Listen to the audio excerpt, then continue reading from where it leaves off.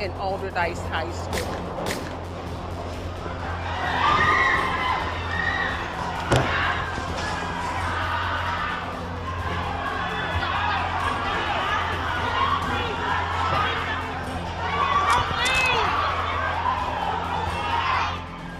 People running for their lives, panicking. This video from inside a church in Brighton Heights. A funeral was being live streamed when a barrage of bullets was fired right outside. I don't know who did this, but whoever did this, let me tell you something. God gonna have his way with you, because there was no reason for this to happen today. The shooting prompted a massive police response. Officers from all over raced to the Destiny of Faith Church on Brighton Avenue. It's, of course, just the latest in a string of violent incidents in the city. A church funeral turns into target practice. The victim they're burying? John Hornezes Jr., killed just 13 days earlier in a gas station shootout. The shooters? They waited outside for 30 minutes, dressed in black, faces covered, watching mourners arrive. Then they opened fire, in broad daylight, at a church. This isn't about gang violence anymore.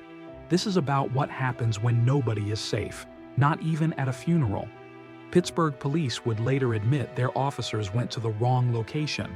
The family had begged for protection. They got nothing, and 5 people paid the price. John James Hornezes Jr. was 20 years old. Let's go! Let's go! Let's go! Yeah! Yeah! Let's go! Let's go! Yeah! Yeah! Where my pops at? Where my pops at? Yeah! Yeah! Hey, tell him, Jit! Tell him, Jit! Yeah!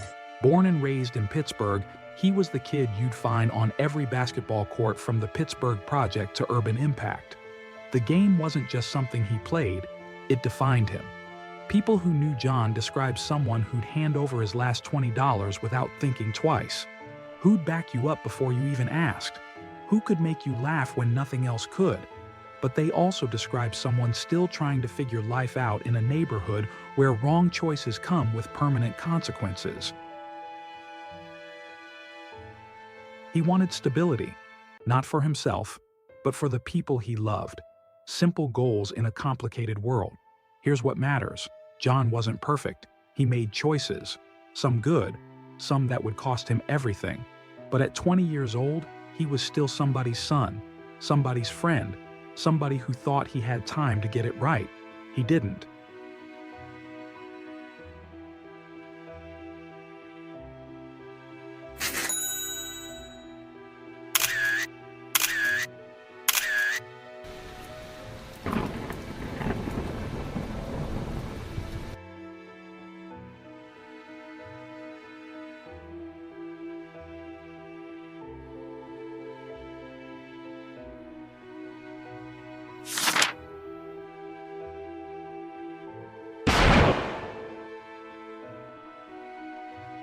October 15th started like any other Saturday.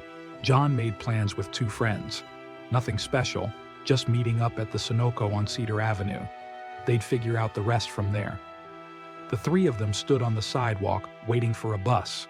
An SUV rolled past, slow, deliberate. The surveillance cameras were rolling. They captured everything that happened next. And what happened next would leave 3 people dead and change multiple families forever. John and his friends weren't just standing there anymore. As that SUV crept by, they made a choice that would echo through their community for months to come. The footage doesn't lie. 3 young men suddenly reaching for weapons, the SUV still moving when the first shots rang out. John and his companions unleashed everything they had at that vehicle. But here's what they didn't count on. The people in that SUV came prepared too. Return fire erupted immediately. What started as an ambush became a 2-way shooting gallery. The gas station transformed into a war zone. People abandoned their cars, dove behind pumps, scattered in every direction. 2 women stood at that bus stop, Betty Jean Averett, Jacqueline Mahalik. They were waiting for the same bus John had been waiting for. They had nothing to do with whatever dispute was playing out in front of them. They were just there, two innocent women who woke up that morning with their own plans, their own lives, their own families waiting for them to come home. They wouldn't make it home. John took a bullet during the exchange. The young man who'd left his house thinking about weekend plans was now bleeding out on Cedar Avenue. Within minutes, 911 calls flooded dispatch. Multiple people shot. First responders arrived to a scene of devastation. CPR started immediately. Trauma teams worked desperately. But for John Hornezes Jr., Betty Jean Averett, and Jacqueline Mahalik, it was already too late. 3 lives ended because of a dispute that lasted less than 30 seconds. So now we've got 3 bodies on Cedar Avenue. Police arrive, and they're trying to piece together what just happened. You know what's crazy? This whole thing was captured on multiple cameras. The gas station, the businesses nearby, even traffic cams. Detectives start with the obvious. Who was shooting at who, and why? They quickly figure out this wasn't random. Within days, they identify one of the SUV's occupants, 19-year-old Karen Troutman. Police label him a gang member. He gets charged with killing John. Meanwhile, remember John's friend who survived with the leg wound? That's 21-year-old Charles Hines. Now here's where it gets complicated and tragic. Hines was standing with John, shooting at the SUV. But his bullets? They're the ones that killed Betty Jean Averett and Jacqueline Mahalik, those 2 innocent women at the bus stop. So now Hines is facing double homicide charges for their deaths. My mother lived in the high-rise on the north side. She wasn't just standing at the bus stop. That was a place that she lived for 5 years. She was a resident in the area of the north side. So I'm heartbroken and my soul is empty. Now you'd think after losing John in such a violent way, his family could at least bury him in peace. You'd be wrong. See, John's family knew something the rest of us might not have understood. In situations like this, the violence doesn't always end with the first shooting. They were scared, really scared. Scared enough to formally request police protection for the funeral. 2 officers were assigned to be there. Remember that detail. It becomes important. October 28th, Destiny of Faith Church on Brighton Road. Over 100 people show up to say goodbye to John. The service starts around 9:40 in the morning. For about an hour, everything's normal. Well, as normal as a funeral for a 20-year-old can be. But across the street, something's happening. 2 figures dressed in all black, faces covered with balaclavas, are lurking near a restaurant. For 30 minutes, they're just watching, waiting. One's holding a handgun in plain sight. The other's got something hidden under his jacket. You watching this on surveillance footage, and you're thinking, how does nobody notice these guys? 2 people in ski masks with guns, just hanging around outside a church? At 11:03 a.m., they make their move. Lots ringing out, sending folks scrambling outside Destiny of Faith Church. That's how witnesses described it.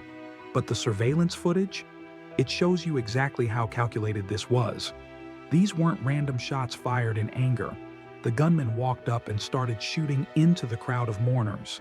People who just spent the last hour crying over John's casket were now running for their lives. Watch the footage, and you see a woman get hit, fall, then still try to crawl to safety.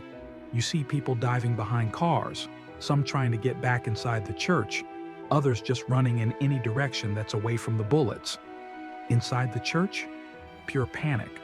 The mourners, many already weeping from the emotional weight of the service, now found themselves trapped in a nightmare. Can you imagine? You're sitting in a pew, maybe holding someone's hand, trying to process your grief. Then gunshots, loud, close, and you realize there's nowhere to go. Some people hit the floor, others scrambled under pews. Parents threw themselves over their children. 5 people got shot that day. Thank God they all survived. But the trauma? That's permanent. So who does something like this? Who shoots up a funeral? The surveillance footage becomes crucial again. Detectives track a black car seen before and after the shooting. They follow it camera by camera, street by street. Technology doing what witnesses couldn't, providing a trail. The car gets abandoned in Brighton Heights. More cameras pick up the suspect's movements. They're traced to McKees Rocks, where police find them stuck in traffic on the McKees Rocks bridge. Perfect spot to be trapped, actually. Nowhere to run when you're on a bridge. 19-year-old Sean Davis and 16-year-old Hezekiah Nixon. When officers approach, one drops his gun right there on the bridge. The other? He throws his weapon into the river below, like that's going to make this all go away. They're charged with attempted homicide, aggravated assault, reckless endangerment, firearms violations, multiple counts of each. These are the kind that end young lives in different ways, behind bars instead of in the street. Remember when I told you John's family requested police protection for the funeral? Remember how I said officers were assigned? Well, here's the part that's going to make your blood boil. Those two officers, they went to the wrong location. Let that sink in. The family is terrified. They know something might happen. They specifically ask for help. The department says yes, assigns two officers, and then those officers show up at some other funeral home, find nothing happening there, and just leave. Meanwhile, across town, masked gunmen are loading their weapons outside the actual funeral. We look at each situation differently. If there's a request and it falls through the cracks, that's something that has to be immediately looked at. That's Pittsburgh Police Major Crimes Commander Richard Ford. A law enforcement source later revealed the truth. Those two officers? They weren't just at the wrong location. They got pulled for another assignment at the last minute. They were planning to swing by the funeral after handling this other call. By the time they were heading back, the shooting was already over. The damage already done. Rick Earl joins us live. And Rick, I understand you just learned that the police officers that were requested by the church were not there. Yeah, that's right, Lisa. Multiple family members here outside the hospital were telling me this afternoon that police officers were supposed to be at that funeral, but they say no one ever showed up. Now, I did speak with a law enforcement source just a short time ago. They confirmed that two Pittsburgh police officers were assigned to that detail.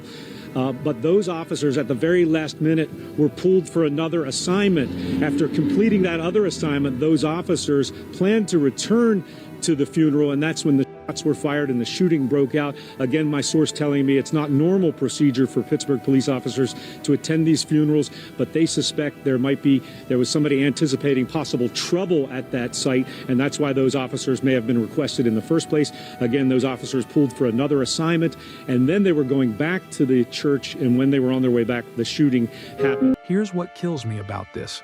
Beth Pittsinger from the Citizen Police Review Board made a point that should be obvious. Given how John died, in a public shootout with multiple casualties, shouldn't police have been at that funeral whether the family asked or not? The two officers were reportedly suspended, but nobody knows for how long.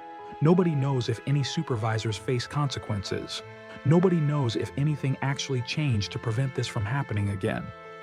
The legal proceedings move forward, but I'm not going to drag you through months of court dates. Here's what matters.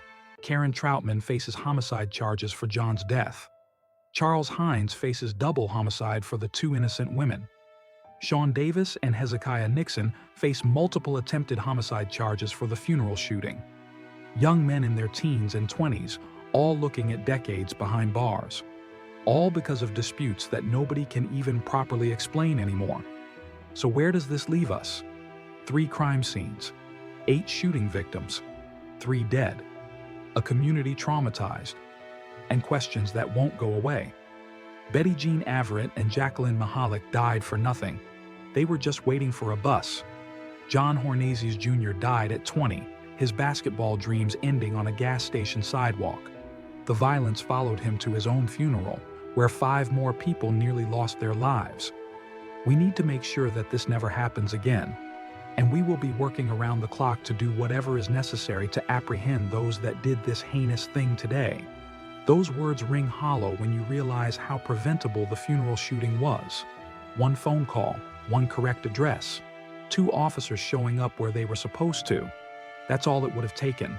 John's family remembers him as the kid who lived for basketball, who'd protect his friends, who tried to find his way in a world that didn't give him many good options. They remember his smile, his loyalty, that big heart everyone talks about. But here's the truth. nobody wants to say out loud. In neighborhoods where violence breeds violence, where disputes turn deadly in seconds, where even funerals aren't safe, how many more John Hornezes are we going to lose? How many more innocent bystanders like Betty and Jacqueline are going to die because they happen to be standing in the wrong spot?